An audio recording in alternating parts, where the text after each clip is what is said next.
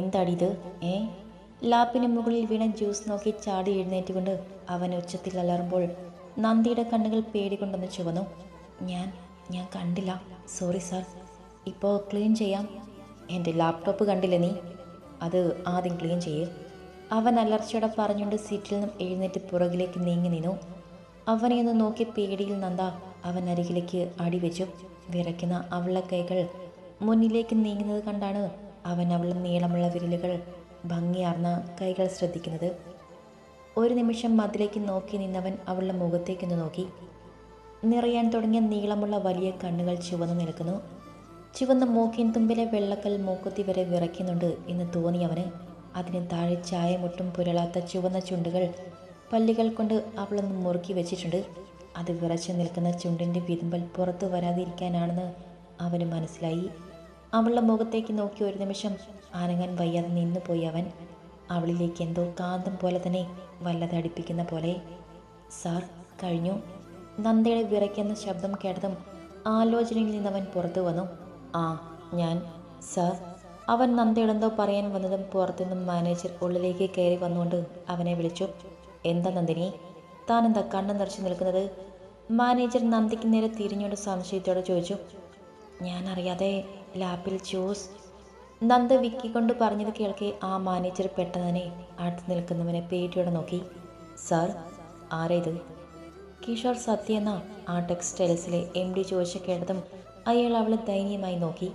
നന്ദിനി ഇവിടുത്തെ sales ഗേളാണ് sir. അയാൾ ഭവ്യതയോടെ പറഞ്ഞ കേട്ടതും കിഷോർ അമർത്തിയെന്ന് മോളി. പുറത്തു പോ. കിഷോർ അമർഷത്തോടെ അവളുടെ മുഖത്തേക്ക് നോക്കി പറഞ്ഞു. അത് കേൾക്കേണ്ട താമസം നന്ദ വേഗത്തിൽ തന്നെ പുറത്തേക്ക് ഇറങ്ങിയിരുന്നു. അറിയാതെ പറ്റിയതായിരിക്കും സാർ. നന്ദയെക്കുറിച്ച് ഇവിടെ എല്ലാവർക്കും നല്ല അഭിപ്രായമാണ്. ഈ പ്രാവശ്യത്തേക്ക് സാർ ഒന്ന് ക്ഷമിക്കണം. പുറത്തേക്കിറങ്ങി നന്ദയെ തന്നെ നോക്കിയിരിക്കുന്ന കിഷോറിനോടായി മാനേജർ പതിയെ പറഞ്ഞു. അയാളൊരു നല്ല മനുഷ്യനാണ്. അവിടുത്തെ സ്റ്റാഫുകളോടെല്ലാം അലിവൊക്കെയുണ്ട്. തന്നോട് കൊണ്ടുവരാൻ പറഞ്ഞ ഫയലൊക്കെ കൊണ്ടുവന്നോ?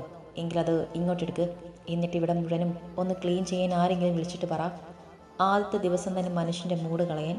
കിഷോർ മാനേജറിന് നേരെ ദേഷ്യത്തിൽ പറഞ്ഞു കേട്ടതും അയാൾ വേഗത്തിൽ തന്നെ തൻ്റെ കയ്യിലിരുന്ന ഫയൽ അവന് നേരെ നീട്ടിക്കൊണ്ട് പുറത്തേക്ക് ഇറങ്ങിപ്പോയി. കയ്യിലിരിക്കുന്ന ഫയൽ ടേബിളിന് പുറത്തായി വെച്ചുകൊണ്ട് കിഷോർ ചെയറിലായി ചാരി കിടന്നുകൊണ്ട് കണ്ണടച്ചു. ഉള്ളിൽ മുഴുവനും പേടിയോടെ നിൽക്കുന്ന നന്ദിയുടെ മുഖം തെളിഞ്ഞതും കിഷോർ തലയൊന്ന് കുടഞ്ഞുകൊണ്ട് കണ്ണുകൾ തുറന്നു. പിന്നെ മുന്നിലിരിക്കുന്ന ഫയലിലേക്ക് നോട്ടം മാറ്റി.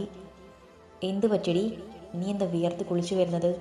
മുഖത്തെ വിയർപ്പെല്ലാം തുടച്ചുകൊണ്ട് വേഗത്തിൽ വരുന്ന നന്ദിയെ കണ്ടതും ശരണ്യെ തന്നെ ജോലി ശ്രദ്ധിച്ചുകൊണ്ട് തന്നെ സംശയത്തോടെ ചോദിച്ചു. എൻ്റെ അമ്മോ, അപ്പോൾ പുതിയ MD അത്രയ്ക്ക് ദേഷ്യക്കാരനാണോ? അകത്ത് നടന്നതെല്ലാം നന്ദ വിശദീകരിച്ച് പറഞ്ഞു കേട്ടതും ശരണ്യെ താഴേക്ക് കൈ കൊടുത്തുകൊണ്ട് ചോദിച്ചു പോയി.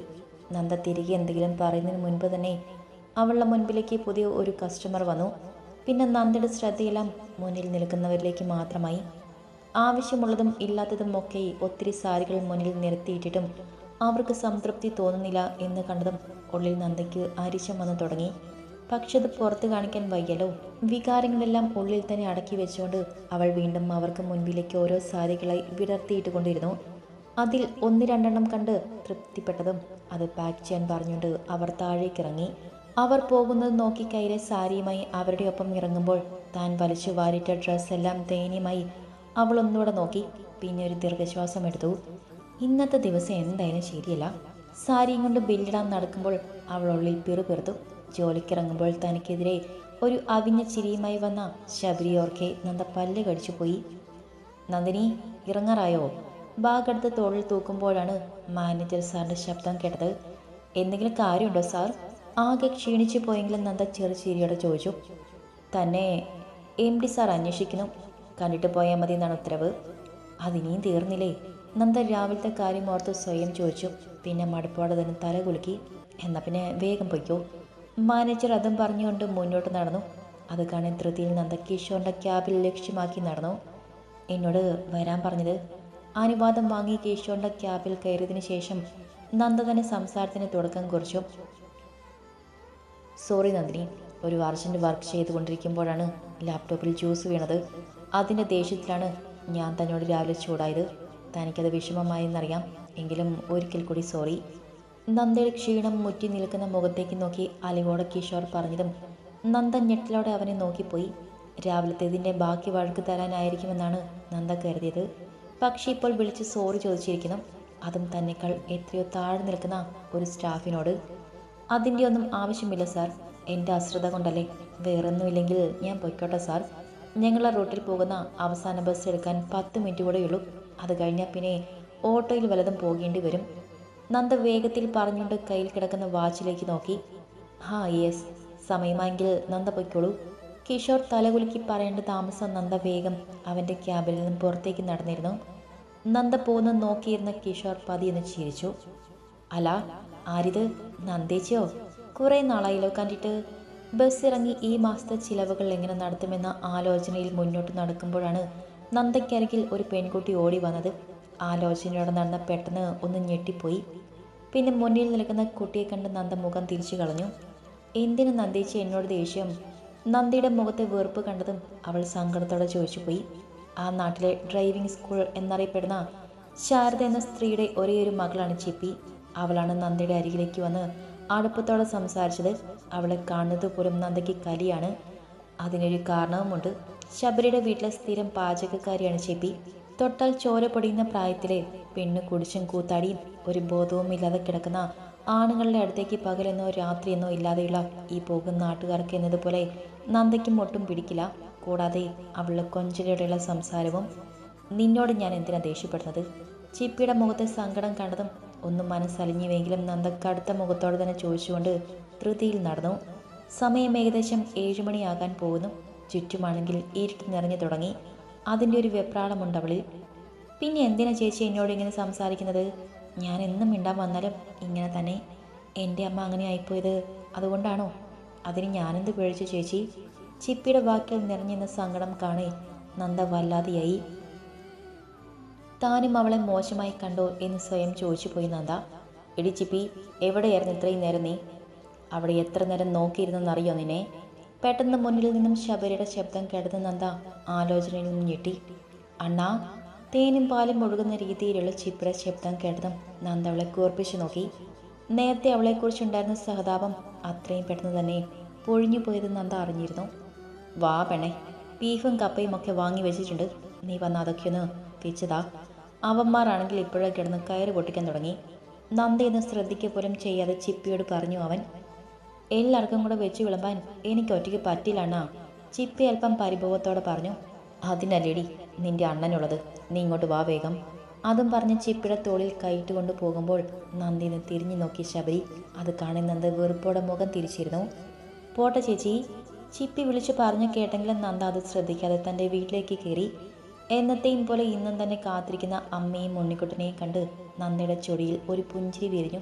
അതേ ചിരിയോടെ അകത്തേക്ക് നടക്കുമ്പോൾ അപ്പുറത്തുള്ള കോലാഹലങ്ങൾ തുടങ്ങിയിരുന്നു. ഈ കപ്പയിലോട്ട് ഇത്തിരി ബീഫിൻ്റെ ചാറും അങ്ങോട്ട് ഒഴിച്ചത് വായിലേക്ക് വെച്ചിട്ട് ഈ എല്ലിലുള്ള ബീഫ് കൂട്ടി അങ്ങ് കഴിക്കണം. ഹരെ വാ. ശബരി അവൻ്റെ വീടിൻ്റെ തിണ്ണയിലിരുന്നു കൊണ്ട് അപ്പുറത്തിരിക്കുന്ന നന്ദയ്ക്ക് കേൾക്കാൻ വേണ്ടി ഉറക്കെ വിളിച്ച് പറഞ്ഞുകൊണ്ട് കഴിച്ചു തുടങ്ങി. അത് കേട്ടാണ് പഠിച്ചുകൊണ്ടിരുന്ന ഉണ്ണിക്കുട്ടൻ്റെ അരികിൽ ഒരു ബ്ലൗസ് കൈത്തൈയിലിട്ടുകൊണ്ടിരുന്ന നന്ദ തല ഉയർത്തി നോക്കുന്നത്. നിനക്ക് വേണോടി നന്ദേ? എങ്കിലും ഇങ്ങോട്ട് വായോ, ഇവിടെ ഒത്തിരി ഇരിപ്പുണ്ടടി. തന്നിലേക്ക് നന്ദയുടെ നോട്ടം വീണത് കണ്ടതും കയ്യിലിരുന്ന ഒരു ഉരുള അവൾക്ക് നേരെ നീട്ടിക്കൊണ്ട് വിളിച്ച് ചോദിച്ചു അവൻ. പോടാ കള്ളുകുടിയാ തെമ്മാടി, അത് നിന്റെ മറ്റവൾക്ക് കൊണ്ടുകൊടു. നന്ദ ചുവന്ന മുഖത്തോടെ അവനെ വിറഞ്ഞു നോക്കി. ഓ, ആൾക്ക് ഇഷ്ടപ്പെട്ടില്ല. നീ ഇങ്ങോട്ട് കുറച്ച് ബീഫ് കൂടി ഒഴിക്കണേ. അതെല്ലാം കണ്ട് ചിരിയോടെ കഴിക്കുന്ന ചിപ്പിയോട് പറഞ്ഞുകൊണ്ട് ശബരി അവൾക്ക് നേരെ തൻ്റെ പാത്രം നീക്കി കാണിച്ചു. ഈ അണ്ണൻ എന്താ? ആ ചേച്ചി അവിടെ മിണ്ടാതിരിക്കുവല്ലേ? നന്ദി ദേഷ്യം പിടിപ്പിക്കുന്ന കണ്ട് ചിപ്പി പൂരികൻ ചുളിച്ചുകൊണ്ട് ചോദിച്ചു. ഇതൊക്കെയല്ലേ ചിപ്പി ഒരു രസം? ദേഷ്യം പിടിച്ചാ അവളുടെ മുഖം കാണാൻ നല്ല ചേരല്ലേടി. ഇതുപോലെ ചേരുള്ള ഒരുത്തി ഉണ്ടോ നമ്മുടെ നാട്ടിൽ? ശബരി മഞ്ഞ് വെളിച്ചത്തിൽ കാണുന്ന നന്ദിയിലേക്ക് നോട്ടം ഇട്ടുകൊണ്ട് ചിരിയോടെ പറഞ്ഞു. അത് അണ്ണൻ പറഞ്ഞത് നേരാ, പക്ഷെ ആൾക്ക് എന്നെ അങ്ങോട്ട് പിടിയില്ല. ശബരി പറഞ്ഞത് ശരി വെക്കും പോലെ തല കുലുക്കിക്കൊണ്ട് ചിപ്പി താടിയിൽ കൈവച്ചുകൊണ്ട് സങ്കടത്തോടെ പറഞ്ഞു. നീ വേഗം കഴിച്ചിട്ട് വീട്ടിൽ പോകാൻ നോക്ക് പെണേ. ഇപ്പം തന്നെ 10 മണി കഴിഞ്ഞു. ശബരി അതും പറഞ്ഞ് ചിപ്പി കൂർപ്പിച്ച് നോക്കി. ഓ, ഇന്നെനിക്ക് വയ്യണ. ഞാൻ ഇവിടെ കിടന്നോളാം. അല്ലെങ്കിൽ തന്നെ എവിടെ പോയിന്ന് കേൾക്കാൻ പോലും എനിക്കാരുമില്ലല്ലോ. ഞാൻ അവിടെ ഇല്ലാതിരിക്കുന്നതാണ് ആ തള്ളയ്ക്ക് വേണ്ടത്. ചിരിയോടെയാണ് പറഞ്ഞതെങ്കിലും ഇടറിപ്പോയി അവളുടെ ശബ്ദം കേട്ട് എല്ലാവരും അവിടെ നിന്ന് നോക്കി. ആ, എന്നാ നീ ഇതൊക്കെ കൊണ്ടുവച്ച് കിടന്നു. അകത്തുനിന്ന് 2 ബെഡ്ഷീറ്റും പായും തലയിണയുമൊക്കെ ഇങ്ങോട്ടെടുത്തു. ചിപ്പിക്ക് നേരെ കഴിച്ച പാത്രം നീട്ടിക്കൊണ്ട് ശബരി പറഞ്ഞതും ചിപ്പി തല കുലുക്കി അതും കൊണ്ട് അകത്തേക്ക് നടന്നു. അടിക്കുന്നതൊക്കെ കൊള്ളാം. അവിടെ കിടന്ന് വാൾ വെച്ചാൽ എൻ്റെ സ്വഭാവം മാറും പറഞ്ഞേക്കാം. ചുറ്റും കൂടിയിരിക്കുന്ന അവൻ്റെ കൂട്ടുകാർക്ക് മദ്യം ഒഴിച്ചു കൊടുത്തുകൊണ്ട് ഒരു താക്കീതോടെ പറഞ്ഞു. അപ്പോഴേക്കും അപ്പുറത്തെ ബഹളങ്ങളെല്ലാം കണ്ട് നന്ദ അകത്തേക്ക് നടന്നിരുന്നു. കൂടെ ഉണ്ണിക്കുട്ടനും. കപ്പയും ബീഫും ഒക്കെ ഉണ്ടെന്ന് അവിടെ. ഏട്ടൻ അങ്ങനെ ചോദിച്ചപ്പോൾ നാവിൽ വെള്ളം ഊറി. ചേച്ചി, അച്ഛനുണ്ടായിരുന്നെങ്കിൽ എൻ്റെ ചേച്ചിക്ക് ഇങ്ങനെ കഷ്ടപ്പെടേണ്ടി വരില്ലായിരുന്നു അല്ലേ? അപ്പോഴേക്ക് എന്ത് രസമായിരുന്നു. ആഗ്രഹമുള്ളത് പറഞ്ഞാൽ അപ്പം തന്നെ വാങ്ങി തരുമായിരുന്നു അച്ഛൻ. ഉണ്ണിക്കുട്ടനെ ഫ്രഷ് ആക്കിപ്പിച്ച് കിടത്തുമ്പോഴാണ് അവനൊരു കൊതിയോടെ അത് പറയുന്നത്. അത് കേൾക്കെ നന്ദയ്ക്ക് നെഞ്ചിലൊരു വിങ്ങൽ വന്ന് തടഞ്ഞു നിന്നു. ചേച്ചിയുടെ കയ്യിൽ പൈസ ഇല്ലാഞ്ഞിട്ടല്ലേ മോനെ? ചുണ്ട് കടിച്ചു പിടിച്ച് തൻ്റെ സങ്കടം മടക്കിക്കൊണ്ട് നന്ദ ഉണ്ണിക്കുട്ടൻ്റെ തലയിൽ മെല്ലെ തലോടിക്കൊണ്ട് പറഞ്ഞു. അതെനിക്കറിയാലോ നന്ദേച്ചി, എനിക്ക് ഇന്നലെ ചേച്ചി ബിരിയാണി വാങ്ങി തന്നല്ലോ. ഞാൻ പിന്നെ വെറുതെ പറഞ്ഞതാ. താൻ പറഞ്ഞത് നന്ദയ്ക്ക് വിഷമമായി എന്ന് കരുതി ഉണ്ണിക്കുട്ടൻ വേഗം തന്നെ ഒരു ചിരിയോടെ അവളുടെ കൈ പിടിച്ചുകൊണ്ട് പറഞ്ഞു. മോനെന്നാ ഉറങ്ങിക്കോ, രാത്രി ഉറക്കമൊഴിയാൻ പറ്റില്ലല്ലോ. ഉണ്ണിയുടെ അടുത്തിരുന്ന് അവൻ്റെ തലയിൽ മെല്ലെ തലോടിക്കൊണ്ട് നന്ദ പറഞ്ഞത് ഉണ്ണിക്കുട്ടനെ ഒരു ചിരിയോടെ തല കുലുക്കിക്കൊണ്ട് അവൻ്റെ കണ്ണുകൾ പതിയെ അടച്ചു. എന്തൊരു വിധിയാണമ്മേ നമ്മുടെ. നന്ദയുടെ തോളിൽ ദേവകിയുടെ കൈ അമർന്നതും അതിലമർത്തി പിടിച്ചുകൊണ്ടൊരു സങ്കടത്തോടെ നന്ദ പറഞ്ഞു. എല്ലാം ശരിയാകും മോളെ, നീ ഇങ്ങനെ സങ്കടപ്പെടാതെ. ആ അമ്മയ്ക്ക് അത് മാത്രമേ പറയാനുണ്ടായിരുന്നുള്ളൂ. ആ സമയത്ത് തന്നെയായിരുന്നു നന്ദയുടെ ഫോൺ റിങ് ചെയ്തത്. അമ്മ, ഉണ്ണിക്കുട്ടൻ്റെ അടുത്ത് കിടന്നു. അതാരാണെന്ന് നോക്കിയിട്ട് ഞാൻ വന്നേക്കാം. ബെഡിൽ നിന്നും എഴുന്നേറ്റുകൊണ്ട് നന്ദ പറഞ്ഞതും ദേവി ഉണ്ണിക്കുട്ടൻ്റെ അരികിലായി കിടന്നു. അതൊന്ന് നോക്കിക്കൊണ്ട് നന്ദ വേഗം തന്നെ ഫോൺ എടുത്തുകൊണ്ട് പുറത്തേക്ക് നടന്നു. അതിൽ പതിഞ്ഞിരിക്കുന്ന പേര് കണ്ടതും കോൾ എടുക്കണോ വേണ്ടയോ എന്നൊരു നിമിഷം ചിന്തിച്ചു പോയി അവൾ. ബാങ്കിലെ മാനേജറിൻ്റെ നമ്പറാണ്. കോൾ എടുത്താലും എന്തായിരിക്കും അയാൾക്ക് പറയാനുണ്ടാവുകയെന്ന് അവൾക്കറിയാം. കുറച്ച് നാളുകളായുള്ള ശല്യമാണ്. എങ്കിലും എടുക്കാതെ തരമില്ല. നന്ദി ഒരു ദീർഘശ്വാസം എടുത്തുകൊണ്ട് ആ ഫോൺ ഓണാക്കി തൻ്റെ ചെവിയിലേക്ക് വെച്ചു. എന്താണ് എൻ്റെ നന്ദിനിക്കുട്ടിക്ക് കോൾ എടുക്കാൻ ഇത്ര താമസം? മറുപുറത്തുനിന്നും ഒരു ഈണത്തിൽ ചോദിക്കുന്ന കേട്ടതും നന്ദി വെറുപ്പോടെ മുഖം ചൊളിച്ചു. എന്താ സാർ ഈ രാത്രി വിളിച്ചത്? അവൾ ഉള്ളിലുള്ള ഇഷ്ടക്കേട് പുറത്ത് കാണിക്കാതെ ചോദിച്ചു. എന്തായി ഞാൻ പറഞ്ഞ കാര്യം?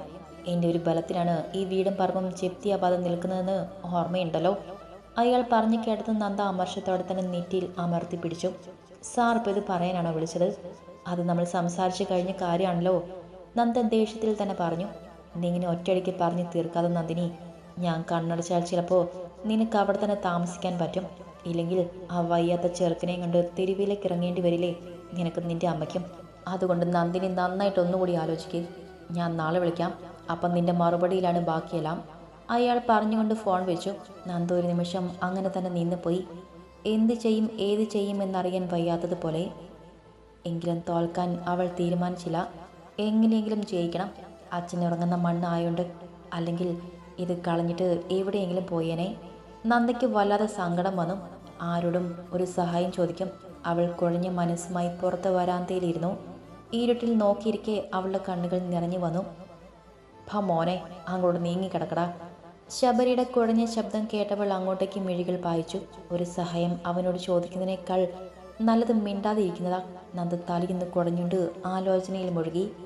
പിന്നെ നാളെ ഷോപ്പിൽ പോയി മാനേജരോട് വിവരം പറയാമെന്ന തീരുമാനത്തിൽ എത്തിയവൾ. അയാൾ വലിയ സഹായിയാണ്. നന്ദയെ നല്ല കാര്യവുമാണ്. എന്തെങ്കിലും വഴിയുണ്ടാക്കാം.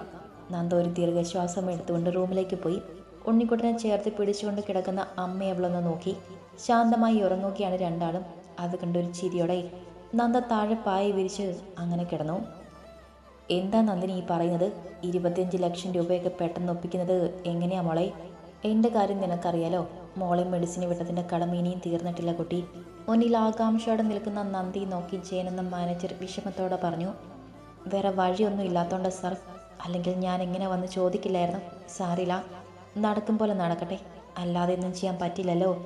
നിറയാൻ തുടങ്ങിയ കണ്ണുകളെ ശാസനയോടെ പിടിച്ചു നിർത്തി നന്ദ ഒരു ചിരിയെടുത്തണിഞ്ഞുകൊണ്ട് അയാളോട് പറഞ്ഞു. ഞാനെന്തായാലും കിഷോർ സാറിനോട് ഒന്ന് ചോദിച്ചു നോക്കട്ടെ. അച്ഛനെപ്പോലെ തന്നെ നല്ലവനാ. ചിലപ്പോൾ ബാങ്കിൽ വല്ലതും വിളിച്ചു പറഞ്ഞ് പൈസ അടയ്ക്കാനൊക്കെ സാവകാശം വാങ്ങിത്തരാൻ സാറിന് പറ്റുമായിരിക്കും. അയ്യോ വേണ്ട സാർ, അതൊന്നും വേണ്ട, നന്ദ വല്ലായ്മയോടെ പറഞ്ഞു. അവസാന വഴിയായിട്ട് കരുതിയാൽ മതി നന്ദിനി. എന്തായാലും ഞാൻ ചോദിച്ചു നോക്കാം.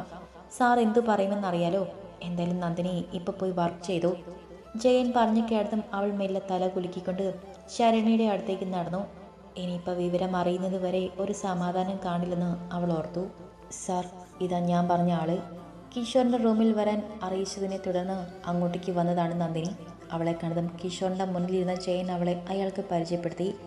ആ നന്ദിനി, ജേട്ടൻ എന്നോടെല്ലാം പറഞ്ഞു. ഇതിലിപ്പോൾ എനിക്ക് എന്ത് ചെയ്യാൻ പറ്റുമെന്ന് നോക്കാം. എന്തായാലും താൻ ഇവിടുത്തെ സ്റ്റാഫല്ലേ, അപ്പോൾ ഒന്നും കണ്ടില്ലെന്ന് പറഞ്ഞ് കളയാൻ പറ്റില്ലല്ലോ. കിഷോർ ചെയറിൽ ചാഞ്ഞുകൊണ്ട് നന്ദയെ തന്നെ നോക്കി. അവൻ്റെ വാക്ക് കേട്ട് അവൾക്ക് അധികം സന്തോഷമൊന്നും തോന്നിയില്ല. വെറും വാക്ക് പറയുകയായിരിക്കും എന്നാണ് അവൾ കരുതിയത്. എന്തിനായിരുന്നു ലോൺ എടുത്തത്? കിഷോർ കാര്യങ്ങൾ അറിയാനുള്ള താല്പര്യത്തോടെ ചോദിച്ചു. അച്ഛൻ മരിച്ചപ്പോൾ കുഞ്ഞനീന് ഒത്തിരി ചികിത്സയുടെ ആവശ്യമുണ്ടായിരുന്നു. അതിനു വേണ്ടിയൊക്കെയായിരുന്നു ലോൺ എടുത്തത്. ഇപ്പം പക്ഷേ എല്ലാം കൂടി വലിയൊരു തുകയായി. നന്ദ അവനെ നോക്കാതെ പതിയെ പറഞ്ഞു. നന്ദിനി പൊയ്ക്കോ, എന്തായാലും ഞാൻ ബാങ്കായിട്ട് ബന്ധപ്പെടാം, എന്നിട്ട് തന്നെ വിളിച്ചറിയിക്കാം.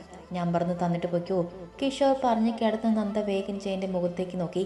കൊടുത്തോ എന്ന രീതിയിൽ അയാൾ കണ്ണ് കാണിച്ച് കണ്ടതും നന്ദ തൻ്റെ നമ്പർ കിഷോറിന് പറഞ്ഞു കൊടുത്തുകൊണ്ട് പുറത്തേക്ക് ഇറങ്ങി. എന്തെങ്കിലും സഹായം ചെയ്യാൻ പറ്റുമെങ്കിൽ ചെയ്തു കൊടുക്കണം സാർ, അത്രയ്ക്ക് കഷ്ടപ്പാടാണ്. കിഷോറിനെ നോക്കിക്കൊണ്ട് ജയൻ പറയുമ്പോൾ അവനൊന്ന് മൂളി. പിന്നെ എന്ന് പറഞ്ഞ് സേവ് ചെയ്ത അവളുടെ നമ്പറിൽ ഒന്ന് തലോടിക്കൊണ്ട് മെല്ലെ ചിരിച്ചു. ചേച്ചി, ഞാനും ഉണ്ട്. നന്ദ രാവിലെ തന്നെ റെഡിയായി ഇറങ്ങുമ്പോൾ അവളുടെ പുറകെ ഓടിക്കൊണ്ട് വരുന്ന ചിപ്പിയെ കണ്ട് നന്ദ അവിടെ തന്നെ നിന്നു. ആ ജോലിക്കാരി പോന്നെങ്കിൽ പോട്ടടി, നിന്നെ ഞാൻ വീട്ടിലാക്കി തരാം. പല്ല് തേച്ചുകൊണ്ട് ശബരി ഉറക്കെ വിളിച്ചു പറഞ്ഞു. വേണ്ടണ, ഞാൻ പൊയ്ക്കോളാം. രാവിലെയും ഉച്ചയ്ക്കും കഴിക്കാനുള്ളതെല്ലാം ഞാൻ ഉണ്ടാക്കി വെച്ചിട്ടുണ്ട്. അപ്പോൾ രാത്രി ഞാനെന്ത് കഴിക്കും? മര്യാദയ്ക്ക് നേരം ഇരുട്ടുന്നതിന് മുൻപ് ഇങ്ങോട്ട് വന്നേക്കണം. ചിപ്പി പറഞ്ഞു കേട്ടതും ശബരി അവളെ നോക്കി കണ്ണൊട്ടിക്കൊണ്ട് വിളിച്ചു പറഞ്ഞു. ഓ, ഇങ്ങനൊരു അണ്ണൻ. ചിപ്പി ചിരിയോടെ നന്ദയുടെ ഒപ്പം നടന്നു. ചേച്ചിക്ക് പട്ടണം വരെ പോയി ജോലി ചെയ്യാനൊക്കെ പാടല്ലേ? ചിപ്പി സംശയത്തോടെ നന്ദയെ നോക്കി. അങ്ങനെ ചിന്തിച്ചുകൊണ്ടിരുന്ന കാര്യം നടക്കുമോ? നന്ദ തോളിൽ കിടന്ന ബാഗ് ഒന്നുകൂടി വലിച്ചിട്ടുകൊണ്ട് താല്പര്യമില്ലാത്ത രീതിയിൽ മറുപടി പറഞ്ഞു. അത് നേരാ. ഉണ്ണിക്കുട്ടൻ്റെ കാര്യം നോക്കണമല്ലോ, പാവം. അവൻ അങ്ങനെ ഇരിക്കുന്നത് കാണുമ്പോൾ എനിക്ക് പാവം തോന്നും.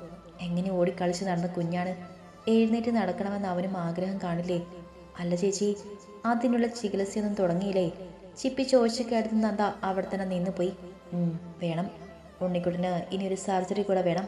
അതുകൂടെ അയാൾ എഴുന്നേറ്റ് നടക്കാമെന്ന് ഡോക്ടർ പറഞ്ഞിട്ടുണ്ട്. പക്ഷേ പൈസയാണ് പ്രശ്നം. ലക്ഷങ്ങൾ വേണം. നന്ദ ഒരു ദീർഘശ്വാസം എടുത്തുകൊണ്ട് പറഞ്ഞു. എങ്കിൽ പിന്നെ ശബരി അണ്ണനോട് ചോദിച്ചു നോക്കാത്ത എന്താ ചേച്ചി? അണ്ണൻ എല്ലാവർക്കും പൈസ കൊടുക്കുന്ന ആളാണല്ലോ. ചിപ്പി സംശയത്തോടെ അവളെ നോക്കി. എനിക്ക് ആ കണ്ണിൽ ചോരയില്ലാത്തവൻ്റെ പൈസയൊന്നും വേണ്ട. നന്ദ ദേഷ്യത്തിൽ പറഞ്ഞു കേൾക്കെ ചിപ്പി അവളുടെ മുഖത്തേക്ക് തന്നെ നോക്കി. ശബരിയണ്ണൻ പറഞ്ഞത് ശരിയാണ്. ദേഷ്യം വരുമ്പോൾ ചേച്ചിയെ കാണാൻ നല്ല ഭംഗിയാണ്.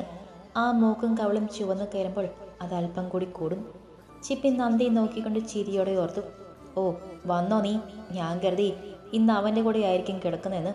എന്നിട്ട് എത്ര കിട്ടിയടി? ശബ്ദം കേട്ട് മുന്നിലേക്ക് നോക്കിയെന്ന നന്ദ കാണുന്നത് ഇടുപ്പും നെഞ്ചുമൊക്കെ പുറത്ത് കാണും വിധം കയ്യിലും തോർത്തുമിട്ട് വരുന്ന ചിപ്പിയുടെ അമ്മ ശാരദയാണ്. അവരെ കണ്ടത് നന്ദ വെറുപ്പോടെ മുഖം തിരിച്ചു. പിന്നെ സ്പീഡിൽ മുന്നോട്ട് നടക്കാൻ തുടങ്ങി. നന്ദയോ, നിൽക്കടി, നിന്നോടൊരു കാര്യം പറയട്ടെ. തന്നെ ശ്രദ്ധിക്കാതെ പോകുന്ന നന്ദയുടെ കയ്യിൽ പിടിച്ചു നിർത്തിക്കൊണ്ട് ശാരദ പറഞ്ഞു കേട്ടതും നന്ദ അവരെ നിന്ന് ചിറഞ്ഞു നോക്കി. കൂടെ കാര്യം മനസ്സിലാകാതെ ചിപ്പിയും. ഞാൻ നിന്നോട് പറഞ്ഞ കാര്യം എന്തായി? നീ ചോദിക്കുന്ന പൈസ തരാമെന്ന് പറഞ്ഞതല്ലേ അയാൾ? നിന്റെ ഭാഗ്യമാ അയാളെപ്പോലെ ഒരാൾക്ക് നിന്നെ ഇഷ്ടമായത്. കെട്ടിക്കൂടെ പൊറപ്പിക്കുന്നത് പോലെ തന്നെ നിന്നെ അയാൾ നോക്കിക്കോളും. പിന്നെ ഇതൊക്കെ ഈ തൊലി വെളുപ്പുള്ള സമയത്ത് മാത്രമേ നടക്കൂ. അത് തട്ടിക്കളയാതിരിക്കുക. ശാരദ നന്ദയെ ഒഴിഞ്ഞു നോക്കിക്കൊണ്ട് പറഞ്ഞു. ദേ തള്ളേ, എനിക്കങ്ങനെ മാനം വിറ്റ് ജീവിക്കേണ്ട കാര്യമൊന്നുമില്ല. അങ്ങനെ ഒരു അവസ്ഥയുണ്ടായാൽ ഞാൻ ജീവനോടെ ഇരിക്കില്ല. നിങ്ങൾ അയാളുടെ കാര്യം എന്നോട് പറഞ്ഞപ്പോൾ തന്നെ പറ്റില്ലെന്ന് ഞാൻ പറഞ്ഞതാണല്ലോ. ഇപ്പോഴും എൻ്റെ മറുപടി പറ്റും തന്നെയാണ്. നിങ്ങൾക്ക് അത്രയ്ക്ക് ദണ്ണം ഉണ്ടെങ്കിൽ ദേ ഇവളെ പിടിച്ചു കൊടുക്ക് അയാൾക്ക്. നന്ദ ശാരദയോട് ചീറിക്കൊണ്ട് ചിപ്പയെ ചൂണ്ടിക്കാണിച്ചു. ഓ, അതിനയാൾക്ക് നിന്നെ മാത്രമല്ലേ പിടിച്ചോളൂ. ഇവളെയായിരുന്നെങ്കിൽ ഞാൻ പൊന്നു പൊലങ്ങ് കൊടുക്കുമായിരുന്നു. ശാരദ മുഖം കോട്ടിക്കൊണ്ട് പറഞ്ഞു കേട്ടതും ചിപ്പി ഞെട്ടലോടെ അവരെ രണ്ടുപേരെയും നോക്കി. നിങ്ങളതും ചെയ്യുമെന്ന് എനിക്കറിയാം. നിങ്ങൾക്ക് എന്ത് മകൾ, എന്ത് സ്നേഹം. നന്ദ പുച്ഛത്തോടെ പറഞ്ഞിട്ട് മുന്നോട്ട് നടന്നു. ഓ, ഒരു ശീലാവതി. നന്ദി നോക്കിക്കൊണ്ട് ശാരദ ഒന്ന് നീട്ടിത്തുപ്പി. അമ്മയ്ക്കിതെന്താ ഇങ്ങനെ എല്ലായിടത്തും വെച്ച് എന്നെ നാണം കെടുത്തണമെന്ന് പറഞ്ഞ് നടക്കുകയാണോ? മടുത്തു എനിക്ക്. ചിപ്പി ചുറ്റുപാടും ഒന്ന് നോക്കിക്കൊണ്ട് തന്നെ നിറഞ്ഞ കണ്ണുകൾ തുടച്ചു. ഈ കാലത്ത് ജീവിക്കാൻ ആവശ്യമായത് പണം തന്നെയാണ്. അത് വേണമെങ്കിൽ ഇതുപോലുള്ള പണികളൊക്കെ തന്നെ ചെയ്യണം. നിന്നോട് പറഞ്ഞപ്പോൾ നിനക്കതിലൊന്നും വയ്യല്ലോ. ശാരദ പറഞ്ഞു തുടങ്ങിയതും ബാക്കി കേൾക്കാൻ നിൽക്കാതെ ചിപ്പി അവരെ കിടന്ന് മുന്നോട്ട് പോയി.